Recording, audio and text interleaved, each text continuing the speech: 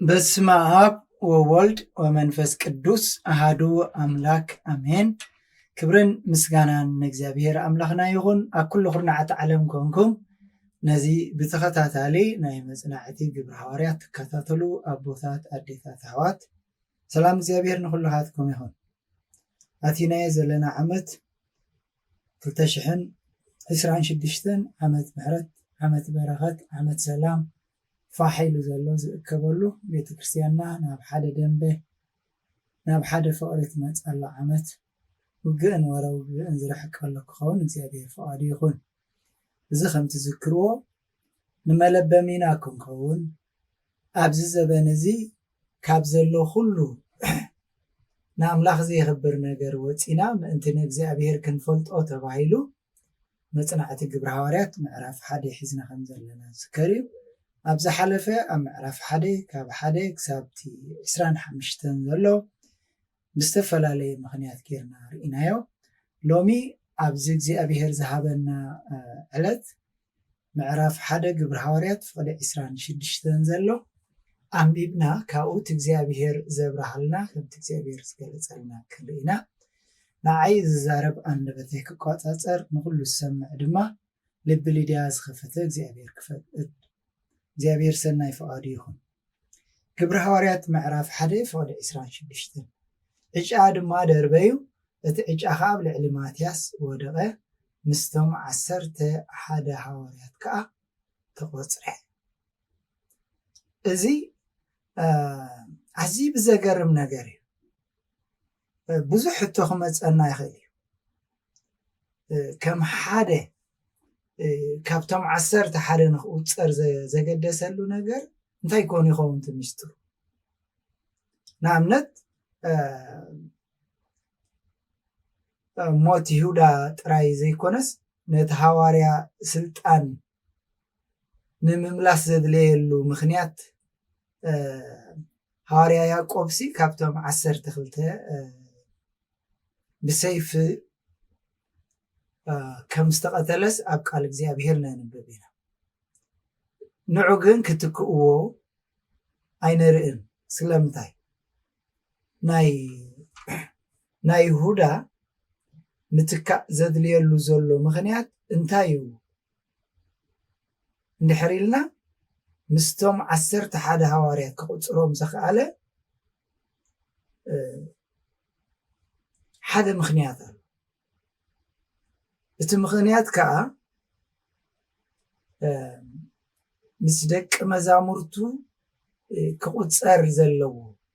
ምኽንያት እንታይ እዩ እንድሕር ኢልና ይሁዳ ካብ ሐዋርያት ምውዳቑ ጥልመቱን እቲ ሕድሪ ዝተዋሃቦ ክፍፅም ኣይከኣለን። ሕጂ እቲ መበል 11 ኮይኑ መበል 12 ዝኸውን ዘሎ ናብቶም 11 ዝውስኽ ዘሎ ምእንቲ ነቲ ይሁዳ ንዝተፀውዖ ኣገልግሎት ወንጌል ክሰብኽ ኢሉ ዝተፀውዖ ንዕኡ ክፍፅም እዩ ዝመፅእ ዘሎ። እቲ ስየፍ ዘሎ ግን ኣብቲ ዝተዋሃቦ ዕጫ፣ ኣብቲ ዝተዋሃቦ ዕድል፣ ኣብቲ ዝተዋሃቦ ኣገልግሎት እዩ ዝስየፍ ዘሎ። ኣብቲ ዕጫ ኩላህና ከም ንዝክሮ ወይ ኩላህና ባህልና እውን ከም ዘርከብናሉ ወይ እውን ዋላ ሕጂ እውን ከም ዝግበር እንታይ እዮም ዝብሉ ኣቦታት ኣብቲ ዘበንቲ ኣብ ዕንጨይቲ ወይ ኣብ ሓፂን ወይ ኣብ ወረቐት ዝኾነ ነቲ ስም ናይቶም ክልተ ሰባት ኣብኡ ይቕረፅ እሞ ዳሕራይ ኣብ ሓደ ቁራዕ ዝመስል ወይ ከዓ ጉድጉድ ዝበለ ነገር እትዮም ድሕሪ ጸሎት ምስጋና ገይሮም ሓደ ሰብ ኢዱ ዘርጊሑ ከም ዘውፅእ ይገብሮ እሞ እቲ ዝበፅሖ ከዓ ልክዕ ከምዚ ንማትያስ በፂሕዎ ዘሎ ይወፅእ ማለት እዩ። እዚ ትገባብ ኩላህና ዋላ ሕጂ እውን ኣብ ቤተክርስትያን ይኹን ዋላ ኣብ ባህልና እውን ከም ልሙድ ንጥቀመሉ ከምኡ ከምዚ ተጠቀሙ እዮም። ድሕሪ ጸሎት ገይሮም ሓደ ሰብ ከም ዘውፀሞት እግዚኣብሔር ዝመርሖት እግዚኣብሔር ዝመረፆ ንሱ ከም ዝኾነ እዩ እቶም ኣቦታት ናይ ቤተክርስትያን ነዚ ትርጉም ዝህብዎ። ኣብዚ ግን እቲ 12 ቁፅሪ ዝድለየሉ ዘሎ ገለ ከነስተባሃለ ይግባል። ምክንያቱ እዚ 12 ዝብል ቁፅሪ ኣብ ብሉይ ኪዳን ይኹን ኣብ ሓድሽ ኪዳን ዝነበረ ቁፅሪ ኣቦታት ናይ ቤተክርስትያን እንታይ እዮም ዝብሉ? እዚ 12 ዘመልክተሉ ሓደ ነገር ኣሎ። ሓደ መንግስቲ ኣምላኽ ኣብ ምድሪ ኣብ ዓለምና ናይ ቅድስቲ ስላሴ ናይ ሰለስትነት እግዚኣብሔር እቲ ሰለስተ ስላሴስ ኣብቲ 4 መዓዝን ዓለም ከምቲ ኩላህና ከም ንዝክሮ ኣብ ናይ ቤተክርስትያንና ኣብ ዝግበረሉ ናይ ጸሎተ ዕጣን ክግበር ከሎሲ ብ4 መዓዝን ይግበር። ኣብ መብዛሕትኡ ቦታ ከዓ ኣብ 3 ቦታ እቲ ዕጣን ይግበር ማለት እዩ። ሕጂ እንታይ እዮም ዝብሉ እቶም ኣቦታት? እቲ ናይ ስላሴ ሰለስትነት ምስቲ 4 መዓዝን ነቲ ቁፅሪ የምፅምዎ እሞ 12 ይመፅእ። እዚ ከዓ ክሳዕ መወዳእታ ዓለም ዝዛዘም እግዚኣብሔር ስላሴ ኣጋእዝቲ ዓለም ከም ምልኣቶም እቲ ወንጌል ክስበኽ ንዓለም ንምድሓን ማዕረ ክንደይ ኣገዳሲ እቲ ቁፅሪ ምዃኑ እዮም ናይ ቤተክርስትያን ኣቦታ ዝብሉ። ካብኣቶም ሓደ ንኣብነት ቅዱስ ኣጎስቲኖስ እንታይ እዩ ዝብል? እዚ ቁፅሪ እዚ መስተንክር ቁፅሪ ይብሎ ነቲ 12 ማለት እዩ። 12 ቁፅሪ ይሕዝ። ምክንያት ከዓ ነቲ ስላሴ ኣብ ዘላ ዓለም ማለት ኣብ 4 መዓዝን ዓለም ከፍልጥ ነበሮ። እዚ ድማ 3 ግዜ 4 እዩ። ይሁዳ ርእሱ ጥራይ ቆረፀ ነቲ ቁፅሪ 12 ኣይርከሶን ኢሉ ንሱ ነቲ ዝተዋሃቦ ዕጫ ነቲ ዝተዋሃቦ ዕድል ነቲ ዝተዋሃቦ ብምሕረት ኣምላኽ ዝረኸቦ ነገር ደኣሉ ረጊፁ ኸይድ እምበር ነቲ ቁፅሪሲ ዋላ ሓንቲ ዘምፃሉ ነገር የለን። ነቲ ኣምላኽ ንምምሃር ዝሃቦ ስልጣን ሓደጎ ኣምላኽ ከዓ ኣብ ክንድኡ ካልእ ሸመ ኢሉ እዚ ኢሉ ጥራይ ግን ደዋ ይበለን ቅዱስ ኣጎስጢኖስ ናይ ቤተክርስትያን ዝነበረ ቦ እንታይ ኢሉ? ጎይታና ክርስቶስ ከም ብርሃን ዓለም ጎይታሲ ብርሃን ዓለም እዩ ንመዓልቲ ምብርሁ የመልክት ደቂ መዛሙርቱ ድማ ከም ደቂ መዓልቲ ከምተን 12 ሰዓት ናይ መዓልቲ ተመሲሎም ከም ዘለዉ ይእመን ነበረ። እተን 10 ካብ ሰዓት 6 ክሳብ ሰዓት 6 ዘሎ እቲ ብርሃን ካብዚ ፀሓይ ካብቲ በርቕ ክሳብቲ ፀሓይ ዝጠፍእ ብፍላይ ኣብ ምድርና ፅቡቅ ገይሩ ዝርዳእና። ምክንያቱ እቲ ሰዓታት ዳርጋ ናይ ለይትን ናይ መዓልትን ኣብ ገለገለ ወራሕቲ ዘይኮይኑ እቲ መብዛሕትኡ ክሳብ ይኸውን። ሕጂ እተን 12 ሰዓታት ናይ መዓልቲ ተመሲሉ ከም ዘሎ ይእመን ነበረ። ክርስቶስ ኣብ መንጎ 12 ሰዓት መዓልቲ ዝነብር መዓልቲ ወይ ብርሃን እዩ። ይሁዳ ጸልማት ምስ ኮነ ካብቶም 12 ሰዓት ተፈልዩ ብማትያስ ተተክአ እዩ። ነቲ ዝተዋህቦ ዕድል ነቲ ዝተዋህቦ ሕሬት ሓዲጉ ነቲ ናይ ብርሃን ምርጫ ሓዲጉ ናይቲ ካብ እግዚኣብሔር ዝተቐበሎ ኣምላኽ ዝፀውዖ ፀዋዒት ኣምላኽ ዝሓረዮ ሕሬት ክርኢ ከኣለን ንመምሃሪና። ሕጂ ንይሁዳ ዘይኮነ ሲ ንሕና ዝተሓረናሉ ዝተፀዋዕናሉ ኣብኡ ፍቲ ሕርያ ኣብቲ እግዚኣብሔር ዝደልዮ ነገር ንዓና ክንዓዮ ኢሉ ዘቐመጠና ኣለና ዶ ኢልና ንገዛእ ርእስና ክንፍትሽ ንገዛእ ርእስና ክንጥምት እዩ ዝደልየና። ምክንያቱ እግዚኣብሔር ኣሰራርሕኡ ፍሉይ ነገር ኣሎ እንታይ እቲ ፍሉይ ነገሩ ፅንሕ ኢልና ክንሪኦ ኢና ቅዱስ ዮሃንስ ኣፈወርቂ ከምዚ ኢሉ እንታይ እዩ እቶም ገሊኦም ኣቦታት በቲ ሓደ ወገን ክሪእዎ ከለዉ እቶም ካልኦት ኣቦታት ከዓ ብዝደነቕ ነገር ኣብዚ እንታይ ኢሉ ቅዱስ ዮሃንስ ኣፈወርቂ በለ ዮሴፍ ባርሳባስ ነብሲ ወከፍ ሰብ ናይ ገዛእ ርእሱ ብቕዓትን ተልእኾን ስለ ዝነበሮ ብምርጫ ማትያስ ከም ዘይተረበሸ ይገልጽ እቲ ቦቲ ተሓርዩ ታዕጫ ናይ ይሁዳ ክትከኣ ናብ ማትያስ መብፅሓ እቲ ምስኡ ዕጫ ዝገበረ ኣቦ ነቲ ናብኡ ዘይምብፅሑ ዋላ ሓንቲ ኣየጉረምረመን ዘይምምራፁ ከበርክቶ ዝግብኦ ግዲኡ ኣይዓግቶን ምክንያቱ ዮሃንስ ኣፈወርቂ እንታይ እዩ ዝብል ዘሎ ነቲ ኤጲስቆጶስ ኣብ ግዚኡ ዝነበረ ናይ ኤጲስቆጶስ ኣመር እዩ ዝገልጽ ናቶም ኣገልግሎት ሰባት ነቶም ኣብኦም ዝርእይዎ ስልጣን ክብረት ይቃሎስ እዮም ነይሮም እቶም ቦታሲ ክስተኮ ናይ ከምዚ ግዝኣት እዩ ናይ ከምዚ ቦ እኮ ኢሎም ብዛዕባ ስጋዊ ክብሪ ዝሓስብዎ ኣይኮኑን ዝሓስቡ እቶም ኤጲስቆጶሳት ካልእ ጾር ዝቕበልዎ ናይ ኩሉ መስተውዓልን ዓሻን ናይ ዝኾነ ወይ ከዓ ዘይስተውዕል ዝኾነ ነቐፌታ ዝስከሙ ኣብ ክንዲ ገዛእ ክብሮም ዝሓስቡ ስልጣኖም ዝሓስቡ ብዛዕባ ሓጢኣት ናይ ቤተ ክርስቲያን ዝቃለሱ ለይትን መዓልትን ንህዝቦም ዝነብዑ በቲ ዝምህርዎ በቲ ንወንጌል ሓቂ ደው ዝብልዎ ኣብ ህዝቢ ፅልኢ ቅርሕንቲ ብዙሕ መከራ ዝቕበሉ እዩ ስለዚ እዚ ቦዚ እታ ዕጫ ናብ ማትያስ በፂሓ ኣነ ኢሉስ ኣየብልኒ ምክንያቱ እቲ ኣምላኽ ንዕኡ ከኽእሎ ኣምላኽ ነዚ ጾር እዚ ክሕዝ ንዓይ ብቑዕ ኣይኮንኩን ንዑ ግን ገለ ፀጋ ርኢሎ ሓሪዎ ኢሎም እዮም ብፀጋ ዝቕበልዎ ነይሩ ብጣዕሚ ገሪምና ኣነ ነዚ ከንብብ ከለኹ እቶም ናይ ኣቦታት ኣተሓሳስባስ ንሕና ኸ ኣብ ገለ ነገር ከምዚ ዓይነት ክመፅእ ከሎ ከመይ ንሪኦ ንኣብነት ገለ ሰባት ይሁዳ መለኮታዊ ሓይሉን ስልጣኑን ስለ ዝተገንዘበ ነቲ መዝገብ ኣብ ኢዱ ሒዙ ከሎ ኣብ ግዜ ዕረፍቲ ካብኡ ክሰርቕ ከሎ ከመይ ኢሉ ክወድቕ ይኽእል ኢሎም ይሓቱ ኣነሲ እንተኾይኑ ዝኩሉ ተኣምር ዝረኣየ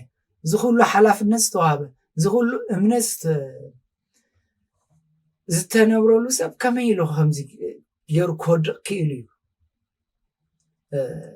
ነዚ ሕቶ እዚ ከዓ ዝተፈላለዩ ቦታት ነናቶም ርእይቶ ይብሉ ማለት ገሊኦም እንታይ እዮም ዝብሉ ይሁዳ ልክዕ ከምቶም ካልኦት ደቂ መዛሙርቲ ሓዋርያት ብዛዕባ ትንሳኤ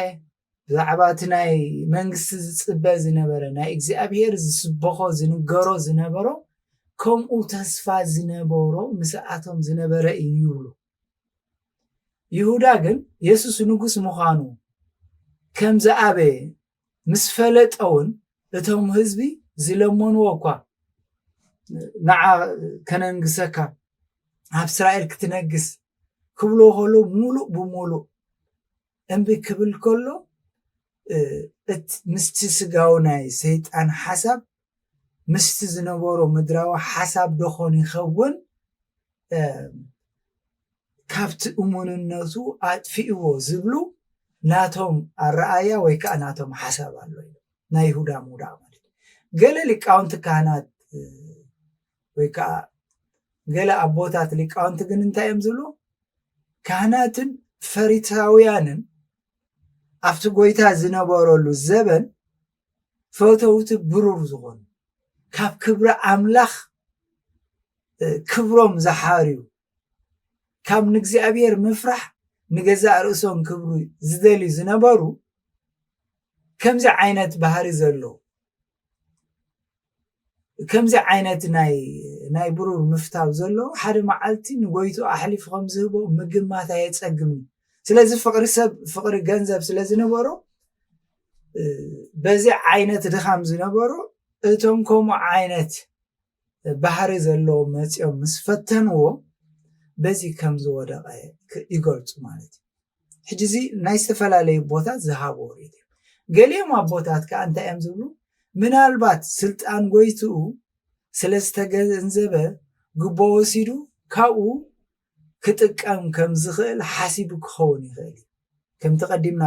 ኣብ ቁፅሪ 1 ዝበልናዮ እቲ ናይ ጎይታ ንናይ ምድራዊ ነገር ወላ ሓደ ኣትኩሮ ዘይብሉ ነገር ስለዚ ነቲ እሱ ዝፅበዮ ዝነበረ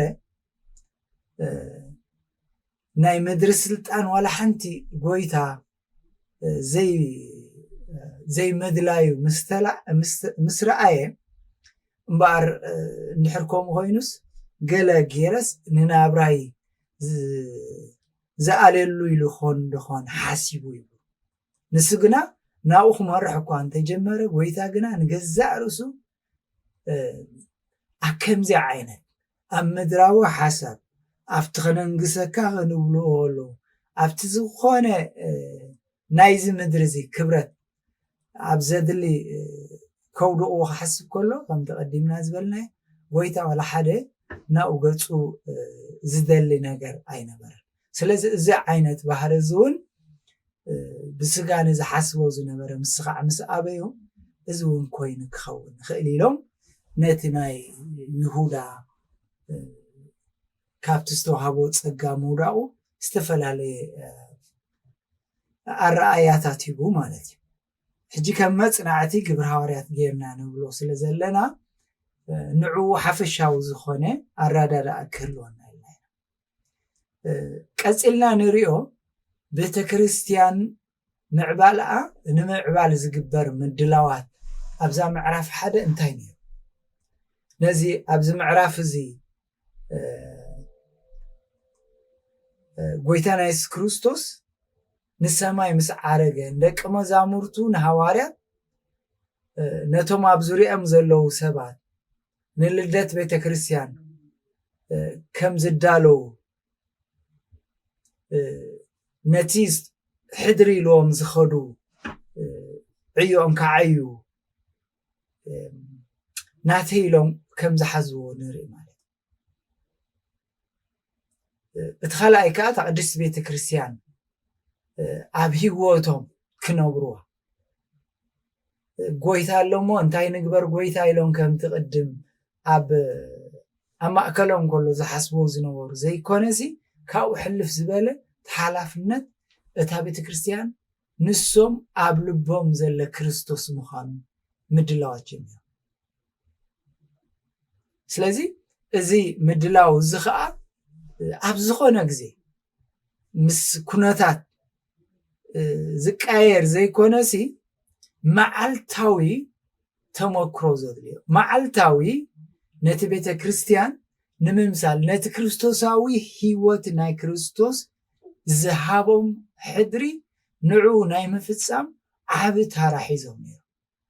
እዚ ከዓ እታ ቤተ ክርስቲያን ብሂወት ክትነብር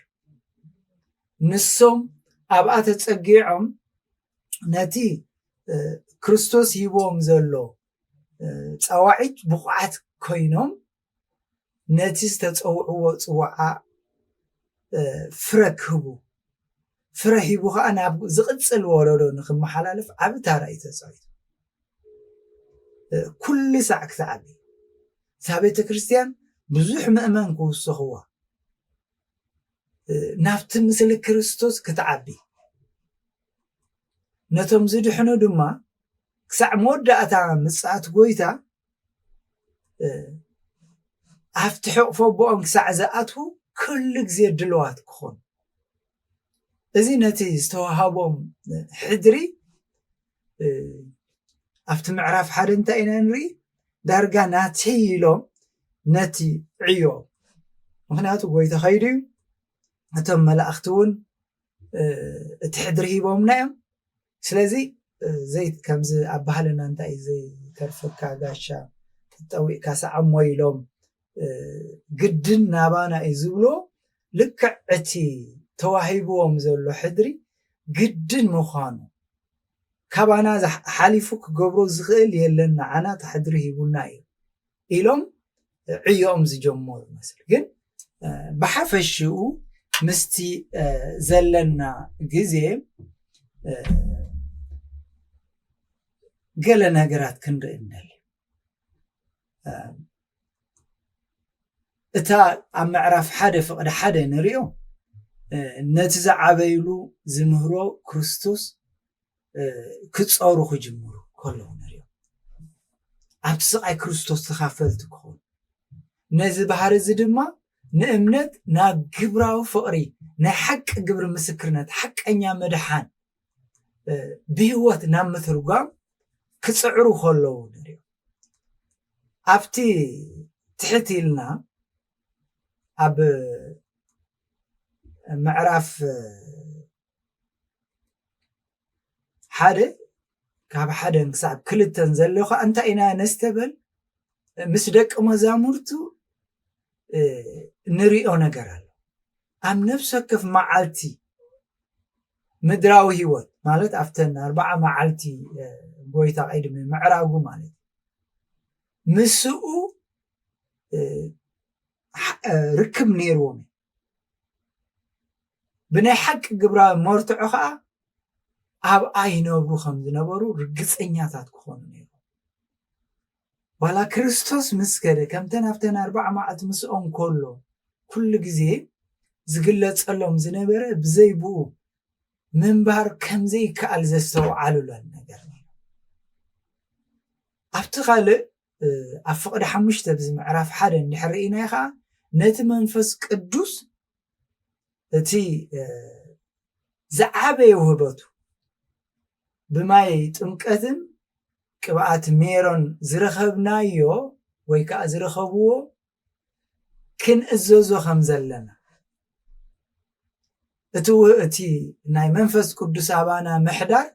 نحاتيات مويتنا نصدق متنسأنا نخلن معالتات اننبرلن معالتي ام معالتاوي هيوتنا اب قدم بوزحات مسكرنت منتي كمرحنا بو ان مرحلو بت منفس እግዚአብሔር አውሽጥና ሓዲሩ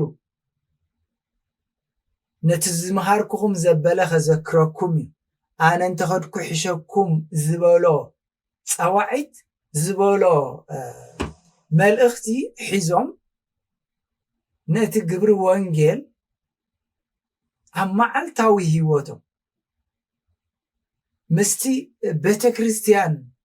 ክትነብሮ ዝግባ ፍረ ዘለዎ ናብራ ክርስቶስ ከመርኣዮም ኮይኖም ሒዞም ንብዙሓት ከዓ ብርሃን ኮይኖም ፍረ ዝፈርዩ ጨው ምድሪ ኮይኖም ኣብቲ ዝሓልፍዎ ኣብቲ ዝገጥሞም ኩሉ ከዓ ጥዑም መዓዛ ንምድሓን ሰባት ክኾኑ ኣብ መዓልታዊ ህይወቶም ኣብ መዓልታዊ ናብረኦም ኣብ መዓልታዊ ገልግሎቶም በቲ ኣብኦም ሓዲሩ ዘሎ መንፈስ እግዚኣብሔር ተመሪሖም ጉዕዞኦም መዓልታዊ ናብረኦም ምስክርነቶም ከሳልጡ ከለዉ እቲ ብራብዓይ ደረጃ ንሪኦ በዚ ናይ ምድራዊ ከንቱ ፍልጠት ከንቱ ዝዕለል ከንቱ ዝንገር ምጭናቕ ዘይኮነሲ እንታይ ክኸውን ትግዜኸ ፅባሕከ እንታይ ይበሃል ኣሎ ኣብ ዝብል ከተክሩ ዘይኮነሲ ኣብቲ ክርስቶስ ንዓኣቶም ዝሃቦ ሓይሊ መንፈስ ቅዱስ ኣብ ኣቶም ዘሎ በቲ ሓይሊ ተመሪሖም ኣብ ልዕሊ ውድቀትን ድኻምን ናይዛ ዓለም እዚኣ ፀብለል ኢሎም ከመይ ይነብሩ ኣብ ምዕራፍ 1 ካብ ፍቅዲ 7 ክሳብ 8 የገንዝበና ማለት እዩ። ኣብ 5 ነጥብ ንሪኦ ኩሉ ሳዕ ኣብ ቅድሚ ኣዕንቲ ኣዕንቶም ቶም ሃዋርያት ንልቦም ዘሐጉስ ሓጎስ ዘምፅእ ናብቲ ሕቕፎ ቦኦም ናብ ሰማያዊ ቦኦም ልዕል ዘብሎም ፍሉይ ናይ ዕርገት ተስፋ ክህልዎም እዚ ተስፋ እዚ ከዓ ብዓቢ ናፍቆት ነቲ ኣብ ደመና ዝመፀሉ ናይ መወዳእታ ምፅኣት ብኩሉ ሰብነቶም ብኩሉ ሂወቶም ናብቲ ናይ ዘለኣለማዊ ክብሪ ክወስድ መዓልቲ ከም ዘሎ ክፅበዩ ከም ዘለዎም ኣብቲ ምዕራፍ 1 ኣብዚ ናይ ግብረ ሃዋርያት ካብ 9 ክሳብ 11 ዘሎ ንሪኦ ማለት እዩ። ሕጂ ነጠቃልለን ኢና ዘለና ነታ ግብረ ሃዋርያት ምዕራፍ 1 ብሻድሻይ ነጥብ ንሪኦ ምስ ደቂ መዛሙርትን ምስ ብዘላታ ማሕበር ኮይኖም ኣብ ላዕላይ ደርቢ ኮይኖም ነታ ህይወት ቤተ ክርስቲያን ክለማመድዋ ብሓደ ልቢ ብሓደ ሓሳብ ኮይኖም ክፅልዩ ከለዉ ንሪኦ ኣብቲ ምዕራፍ 1 ካብ 13 ክሳብ 14 ዘሎ እታ ቤተ ክርስቲያን እዚ ምልምማድ እዚ ሂወታ ገይራት ከምቲ ክርስቶስ ኣብ ዝተፈላለየ ቦታ እንዳኻደ ጸሎት ዝመሃሮም ንሶም ከዓ ሂወት ናይቲ ቤተ ክርስቲያን ኣብቲ ላዕለዋይ ደርቢ ኮይኖም እቲ መዓልታዊ ጸሎት እቲ መዓልታዊ አገልግሎት ናብ ሓደ ሓሳብ ናብ ሓደ ልቢ ዘምጾ ሎሚ እኮ እቲ ናይ ጸሎት ሂወትና እቲ ክርስቶስ ዝፈቐዶ ኣካይዳ ክንከይድ ዘይምኽኣልና ማዕረ ክንደይ ከም ዝተፈተና ኮይ ዘርኢ ከምቲ ማትያስ ምስቶም 11 ሃዋርያት ክቁፀር ዝተመረፀ ብዛዕባ ትንሳኤኡ ዝምስክሩ ኣገልገልቲ ክልእኽ ኩሉ ሳዕ ናብ ኣምላኽ ክንፅሊ ናብ ኣምላኽ ክንምህለል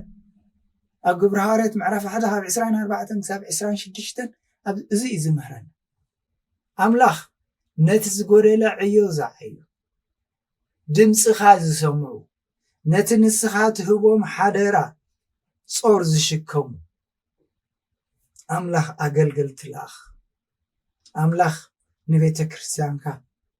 ከምቲ ንስኻ ትደሊ ኣብዚ ዘበን እዚ ጥልመት ዓመፃ ኩሉ ኣንጻር ወንጌል ኣብ ዝፍፀመሉ ግዜ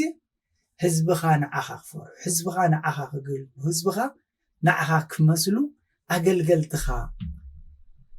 ንስኻ ትደልዮም ንስኻ ትኸብረሎም ኣገልገልቲ ምረፅ ኣገልገልቲ ሕረ ንዓኻ ዘኽብሩ ምረፅ ክንብል ካብዚ ንምሃር ማለት እዩ። ዝኸበርኩም ኣቦታት ኣዴታት ኣሕዋት ኣብዛ ናይ ሎማዓንቲ ናይ ምዕራፍ 1 እነጠቃልለላ ዘለና ግብረ ሃዋርያት ምዕራፍ 1 ክንሓስብ ከለና ከመይ ክርስቶስ ዝኣዘዞም ድምፂ ሰሚዖም ቶም ሃዋርያት ነቲ ዕዮቲ ነቲ ኣገልግሎት ፈፂሞም ከም ዝሓለፉ ንሕና ኸ ነቲ ኣሰሮም ክንስዕብ ዝተፀዋዕና ምዃንና ኢና ርኢና እግዚኣብሔር ተፈቒዱ ንሕና ብሂወት ፀኒሕና ከም ፍቓድ ኣምላኽ ኣብቲ ዝቕፀል ምዕራፍ 2 ክንሪኦ ኢና ክሳብ ሽዑ ዝኣቲናዮ ዘለና ዓመት ምሕረት ዓመት ሰላም ክኾነልና ዝተኣሰሩ ክፍትሑ ፋሕ ዝበሉ ስድራ ክእከቡ ምድርና ናይ ሰላምን ናይ ራዋን ህዝባ ትእክብ ምድሪ ክትከውን ቤተክርስትያን ከዓ ናይ ዕርቅን ኣብ ሓደ መኣድን ትመፀሉ ዓመት ይግበረልና ንኣብን ንወልድን ንመንፈስ ቅዱስን ምስጋና ይኹን ሎምን ኩሉ ሻዕ ዘለዓለም